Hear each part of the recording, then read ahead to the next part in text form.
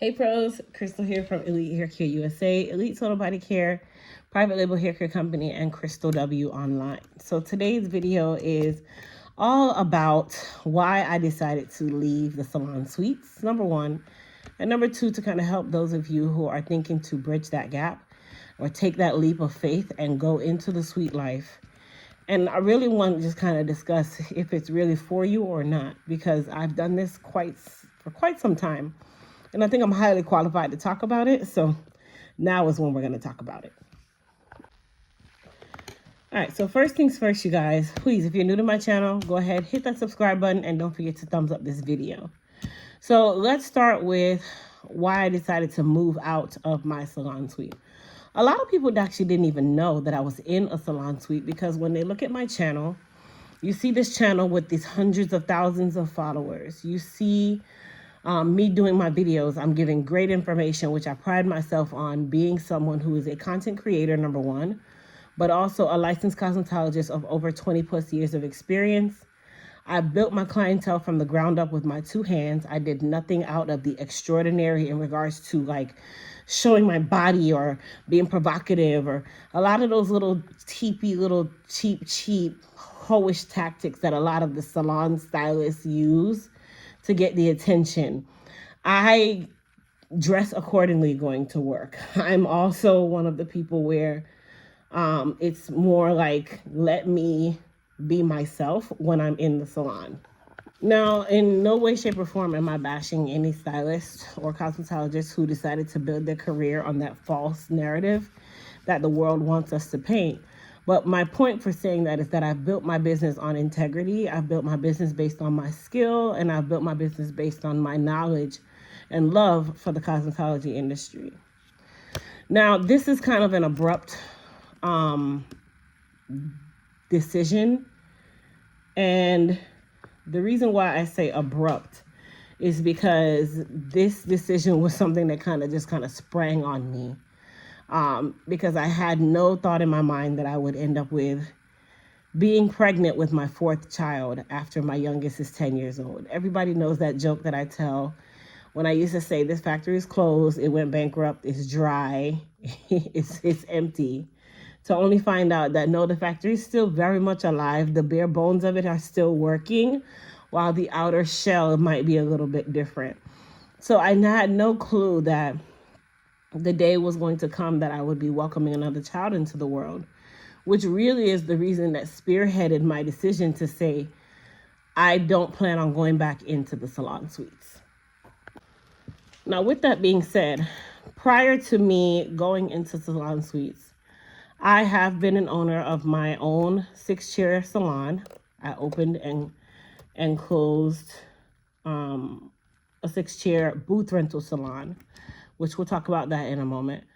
I have also been a stylist that has been in the salon suites before. This is not my first merry-go-round in the salon suites. I've also been the stylist that was in a brick and mortar all by herself, where I still had a front door, back door, parking area, had to have insurance, all of these things. I also have been that stylist. So I feel like I'm a well-rounded stylist. I've also been a booth renter before. The only position that I've never held was a commission stylist position. And that was just my own decision that I've just known in my lifetime, my life plan was never to work for someone, which has then brought me to breathing life to Elite Hair Care, as well as multiple streams of income, not just Elite Hair Care, but they've bridged from that. And I feel that I'm such a creative person and I never stop going. So I'm also one of those people where if something's not working for me, I'm not going to sit around and hold on to it. I'm going to figure it out, or I'm going to find something lucrative that I can bring to the table that is going to either bridge that gap or put me somewhere else where I'm still steadily doing things. So my salon suite, I was in considered a double suite. But really, was it a double? No, in my eyes, it wasn't. My salon suite was less than 300 square feet in space. And a lot of people who've come to me from my YouTube channel, watching me, learning from me, or just stumbling onto one of my videos, and they decided they want to book an appointment with me, which I'm so thankful. Through the power of YouTube, I've met so many people, and it really has skyrocketed my career as a cosmetologist because a lot of people didn't know about me. So with that being said, when they come to me, they're like, wow, it looks so much bigger on camera. Yeah, but it's not. It's not big. For a person who's coming from two different places of having your own 6-chair salon and then having your own brick and mortar where you were an individual that could possibly, that could fit 3 more people in the salon. Being in a salon suite for me was really a step down. But sometimes you need that step down for you to step up.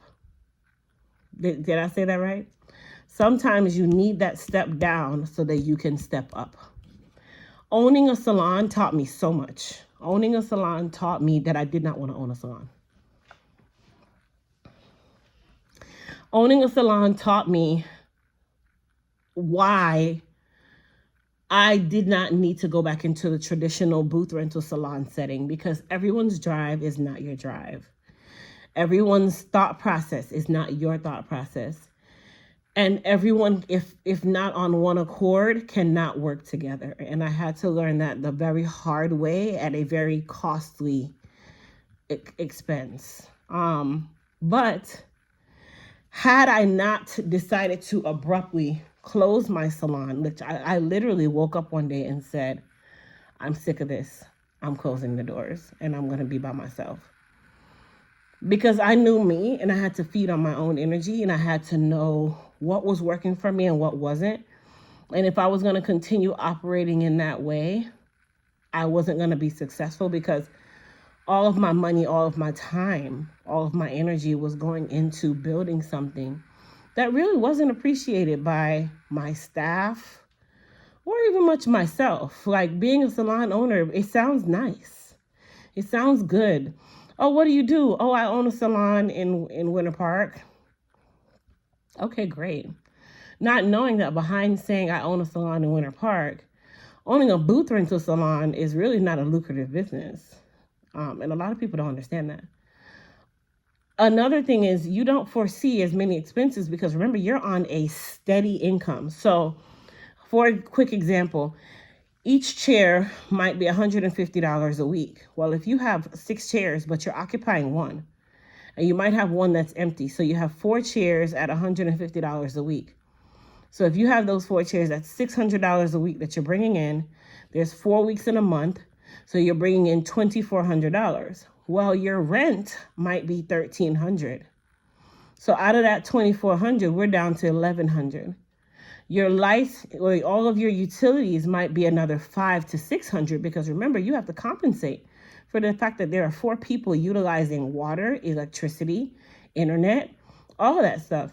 So with that, I would say about $600 went into just utilities, because your lights are going to fluctuate. There's no way for you to know what it's going to cost. There's no way for you to anticipate that cost, because you are working with people who use different tools. So a high safe number would be $600. Well, $600 from $1,100, I am down to what? $500 left. Okay, so I paid my rent, I paid my utilities. Well, there's other expenses like having insurance just in case the salon floods, just in case it burns down. That insurance is about another $150 to $200 a month, and that was bare bones insurance. So now I'm down to $300 in profit per month. God forbid something breaks, which that happens very often. God forbid the AC stops working one day. God forbid the toilet overflows, because you are dealing with people, and people do weird things, and people care for their own stuff, but not your stuff. So if I have an emergency, do you think that $300 fixes most of these emergencies? No, it doesn't. So really, owning a booth rental salon is not a lucrative business, because you have to literally have at least 8 to 10 chairs with the expenses that I had. So that's what got me to say that I would never want to go back into a traditional salon and open another booth rental salon. It really does nothing for me. Now, on the flip side, opening a commission-based salon. That can be good and it can also be bad. You know why? Because commission-based salons don't attract high yielding stylists. And when I say high yielding stylists, I'm going to say this is more a cultural difference, because in the African American community, high yielding stylists think they have arrived. Most of them do. And I'm sorry to stereotype it that way, but I'm just giving you guys the facts here. High yielding stylists want to work on their own. They want to keep every dollar. They want to call themselves a business owner because they have arrived right now. Maybe they did something that went viral and, oh my gosh, I have 300 people trying to reach out to me. Well, sweetheart, that's this month. That's this week. That's next 2 months. And then eventually it dies down and you go back to being yourself again, who you started with.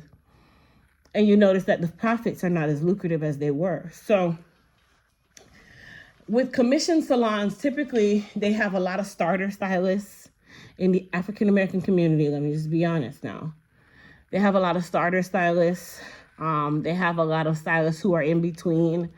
Like, oh, I was making so much money, but I'm not really making any as much as I used to. So I'm going to use your salon to build my clientele. A lot of commission salons don't know this ulterior motive that comes with it.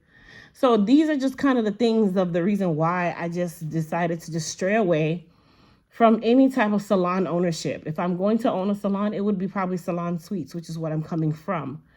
Because if you want to be a business owner, you got to come in there with that mentality. Hence the reason why I went to the salon suites, because I had to make a quick move, because my unit that I was in, which was my brick and mortar all by myself, they sold the property to a developer and we had 2 months to get out. That's a part of it. You're on a lease. They can give you a 30-day notice or a 60-day notice, whatever's in your lease. That lease could also say they only have to give you a 10-day notice. And that's just the law.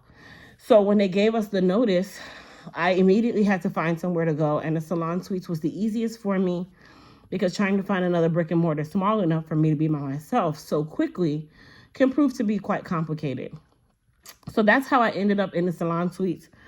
Also at that time, a lot of you might know this story, a lot of you might not. I had filed Chapter 7 bankruptcy around this time, not because I was drowning in debt, but because the debt was so overwhelming.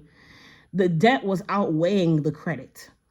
And the debts were literally hindering my life, where I really couldn't get past it, even trying to clean them up. It wouldn't happen in a fast enough time for me to say that I could do things.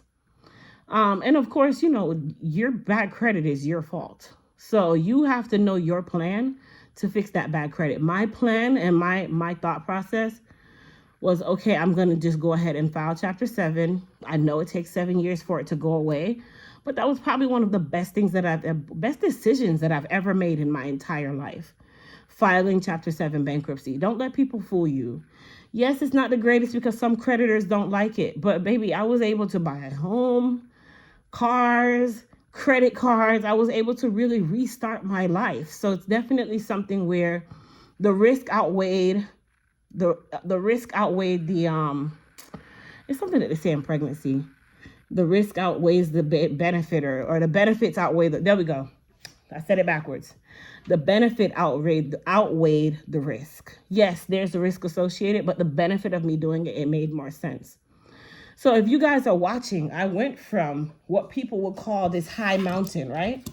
So I went from, you guys know, I like to show things. So I'm going to show you guys.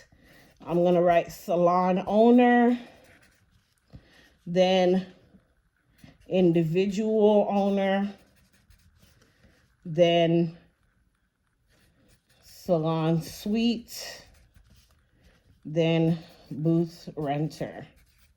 Okay, so for most people, they're going to look at it in this fashion, which is the reason why I wrote them. Okay, so as a salon owner, going from being a salon owner of 6 chairs down to being a individual owner is a step down to some.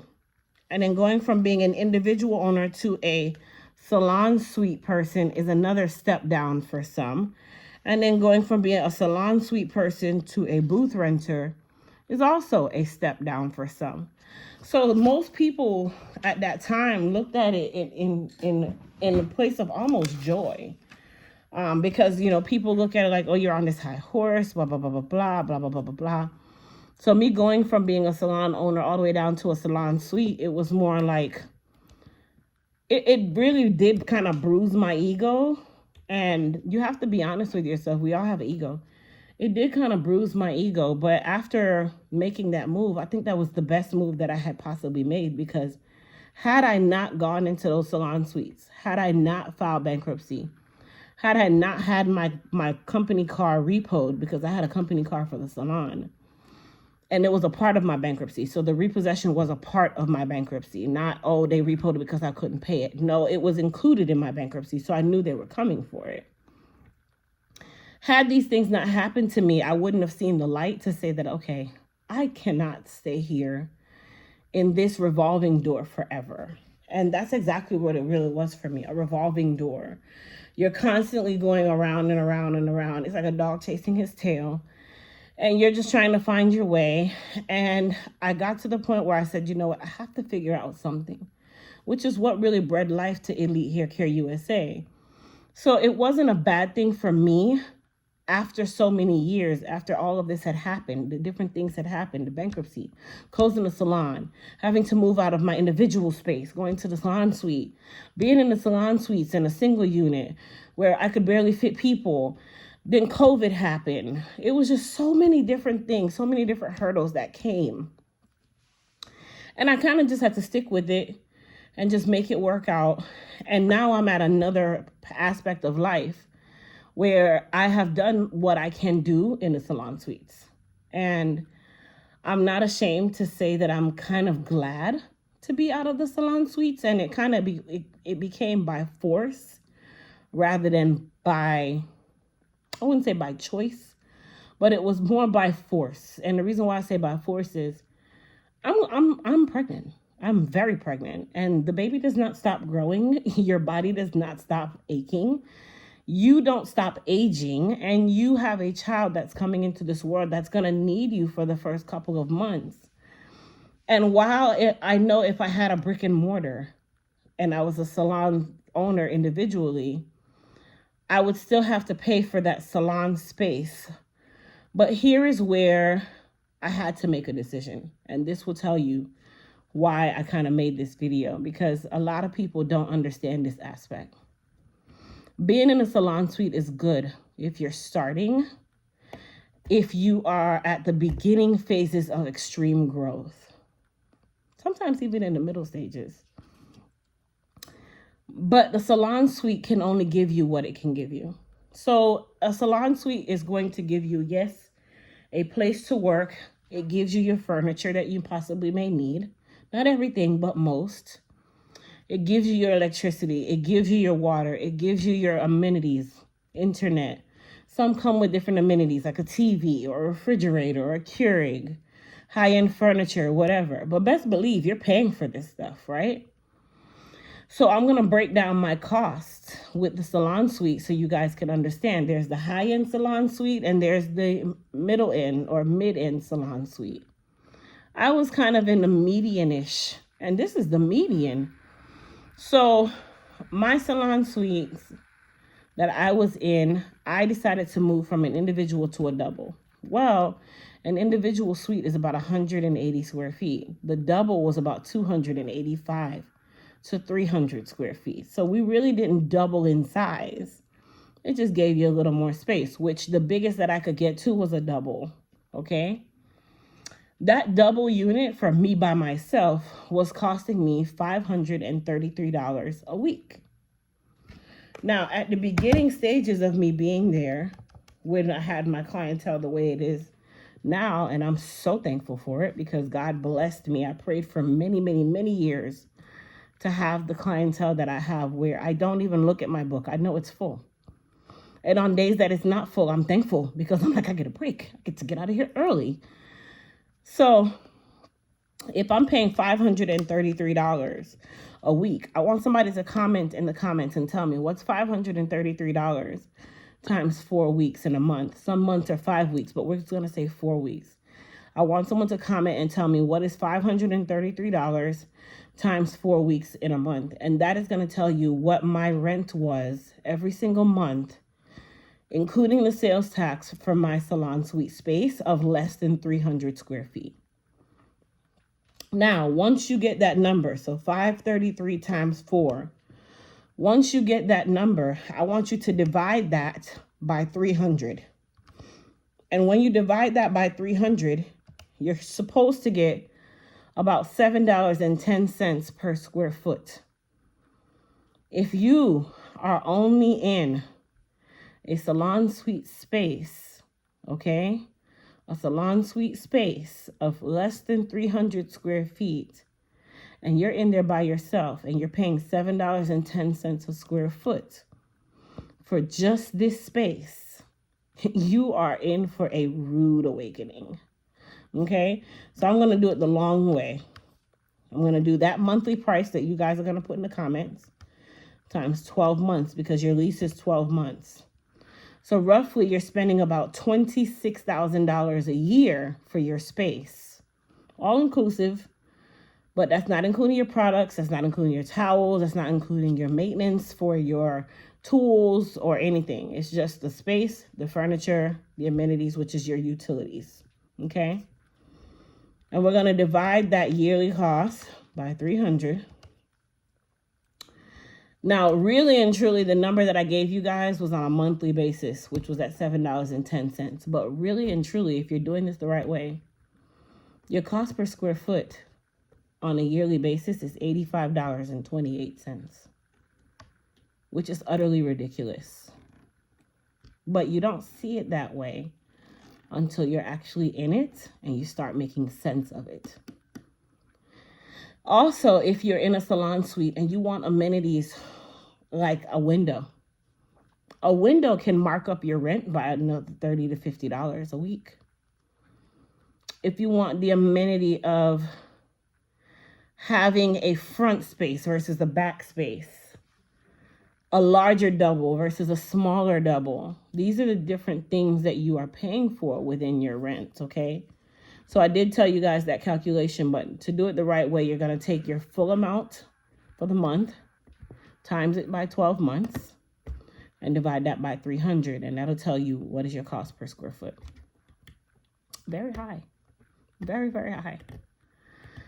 Now, this is also coming from a person who was in an individual salon suite, individual salon. My individual salon, I paid $750 a month for that space. I had almost 500 square feet of space, my own bathroom, my own front door, my own back door, my own seating area, my own salon area, my own shampoo bowl, my own dryers. Everything was my own. And I paid $750. My electricity was no more than $100. My internet was another $100. I didn't have cable or anything because you don't really need that in a salon. You stream everything. So in total, I was spending about roughly, I'd say $950 a month. Let's be reasonable and say $1,000, including insurance.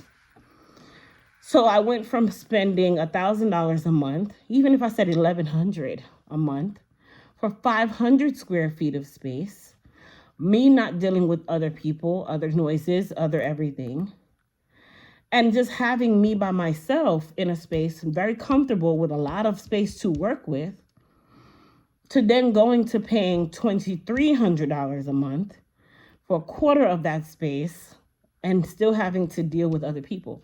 So you guys put that into the aspect of what really made sense. As I began to grow, I couldn't necessarily compensate for the growth because I couldn't increase my day. I don't have space. So that was one thing. If I wanted to have 5 clients in 3 hours, I couldn't because I don't have space for 5 clients in 3 hours. If I had a client who maybe they were disabled and I needed to be able to maneuver them and make space for them, I couldn't do these things. I had no seating for additional people to sit. I was kind of missing out on a lot of things, but I was willing to sacrifice those things because I needed a place to work. And also, it just was very convenient in my eyes until you open your eyes one day and say, this doesn't make any sense. This doesn't make any sense. This doesn't make any sense. Okay? So, me being pregnant and getting ready to deliver Kasim is what I'm going to call a blessing more than sadness. I would never say a curse because my baby is nothing of a curse. But me getting pregnant with him where I am right now is a blessing because this is the time when I have to know what makes sense. And another thing with salon suites, it's just like being in a brick and mortar by yourself. The salon suites have no maternity plan. Okay, so here's one of the downsides that I also had. When you're in a salon suite, you own nothing. You cannot say, hey, don't open my door. It's not your door. You cannot say, hey, you're trespassing in my unit. It's not your unit. You literally are subletting a space within a bigger unit that does not belong to you. So the door is not yours. The space is not yours because the furniture is not yours. The key you put in to the lock is not yours. If they want to lock your key fob, they can because it's not yours. You are literally just holding a space. So when I decided that I had to make a decision like, okay, am I going to keep this space and continue to pay rent for something that I have no maternity plan on, even though I don't own anything in this space? I have no say-so on anything within my space. I can't just go and say, hey, I think I want to just play my music as loud as I want today. You can't. It's not your space. Things as little as, hey, your curtains have to be white facing the hallway. That's how you know. That's not your space. Because if I wanted black curtains, that's my prerogative. It's my space. But that tells you that this is not your space. So that's something that I had to really think about. Like, okay, does it make sense for me to be out for 2, 3, 4 months, however long I feel like being out? And I still have to pay for a space that's not my space. It's not my brick and mortar. It's not a space that I can say, hey, you can't trespass here. You can't open my door like that. I'm sorry, did someone open my door and put this mail down? I don't even have a mailbox.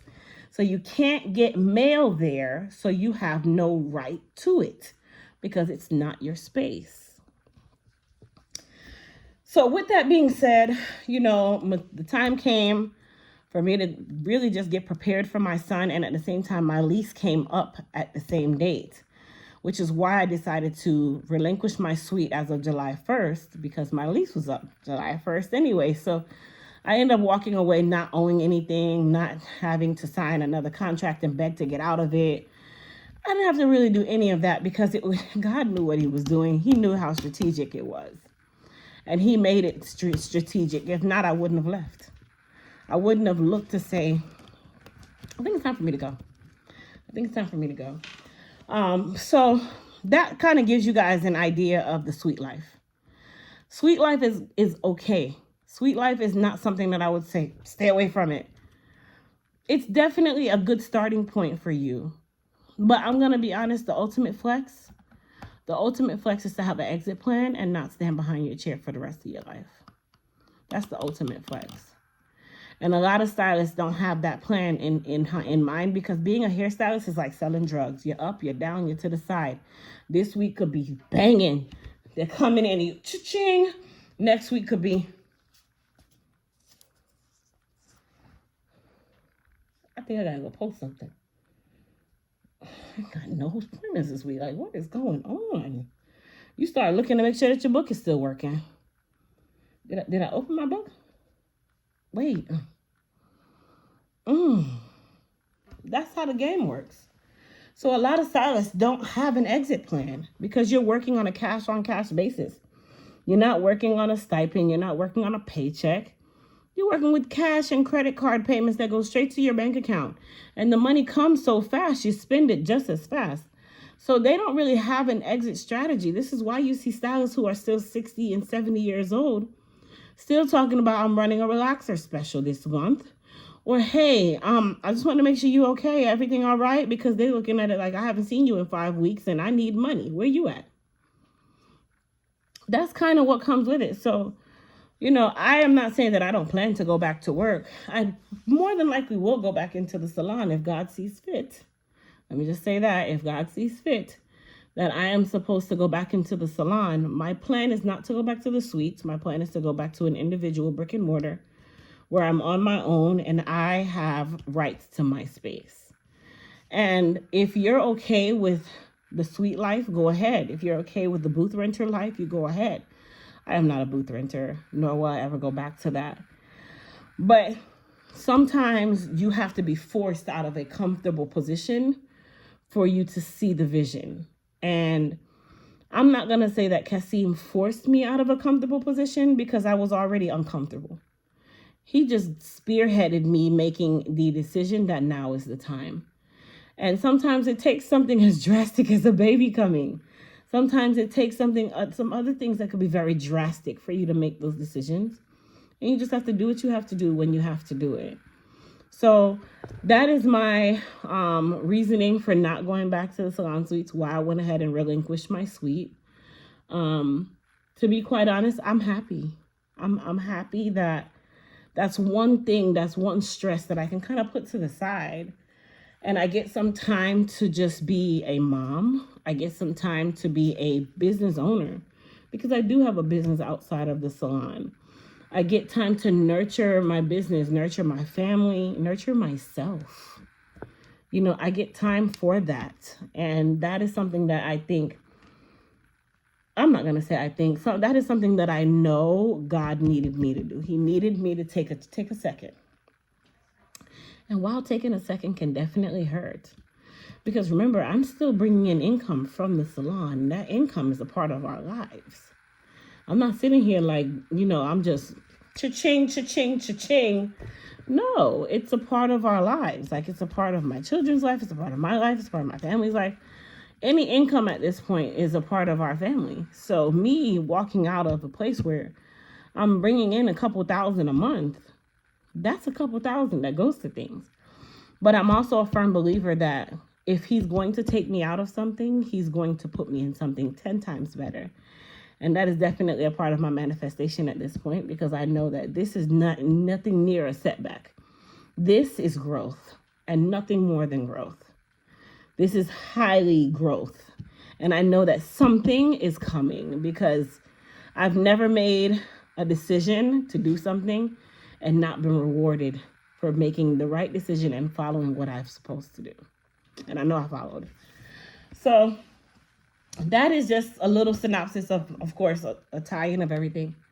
Why I decided to leave the salon suites, and to give you guys a little bit of detail on how the salon suites go. How does this booth rental life go?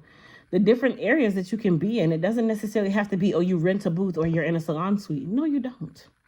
You can have an individual space all by yourself. It just be a smaller space. But I want you guys to get into the habit of knowing that you don't have to always be the traditional person. You don't have to do the traditional things. And that's something that I'm learning and still learning. I am not a traditional person. I am not the average stylist. I am not the average content creator. I am Crystal Antoinette Williams, to be exact. And I'm very unique of a person. I am a very unique individual who will literally shy away from something when I see it's time and won't look back.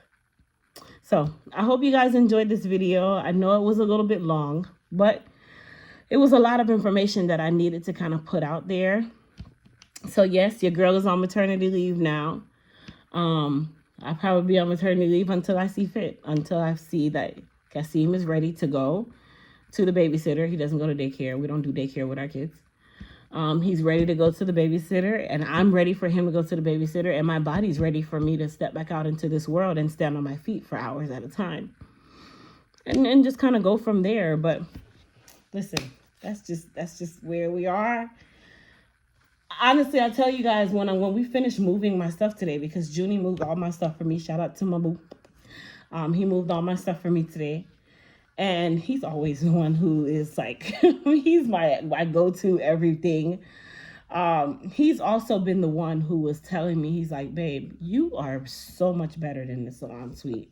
He's been saying this to me for years. He's like, you need to get out of there. You are too gifted of a stylist to be still in a salon suite. You're too big. And he always said that you're too big on YouTube. Like, you're too big. But my girl is, he always says that his girl is top 5 in the city, if not in the state. Very encouraging. Always makes me just feel amazing when he says stuff like that, because you don't hear that a lot. So he was already telling me, like, you need to not be, I hate the salon. He hated the salon suites for me. He's like, babe, you are too big to be in this position. You are bigger than this. You need to go where you need to go. And I finally am forced to do that. So he was so glad to get me out of there. He hated that place. He hated the environment. Even though it was a more mid-level to a higher end level, he hated the environment. And I appreciate his words, because I wouldn't listen for, I just made excuses all the time. So now, y'all see that belly? It's there. And he is priming himself up to make his debut. And he's going to make his debut regardless if I'm in there or not. So that's what your girl is doing. You guys, don't forget to go and check out our new distributorship that we just came into, which was Pure Scents. These are luxury designer-inspired fragrances. They're available on my website, crystalwonline.com. And then, of course, all of our hair care and body care products available at elitehaircareusa.com and crystalwonline.com. So I'll see everybody in the next video. I hope you guys enjoyed this story time / kind of teaching moment. I love you all.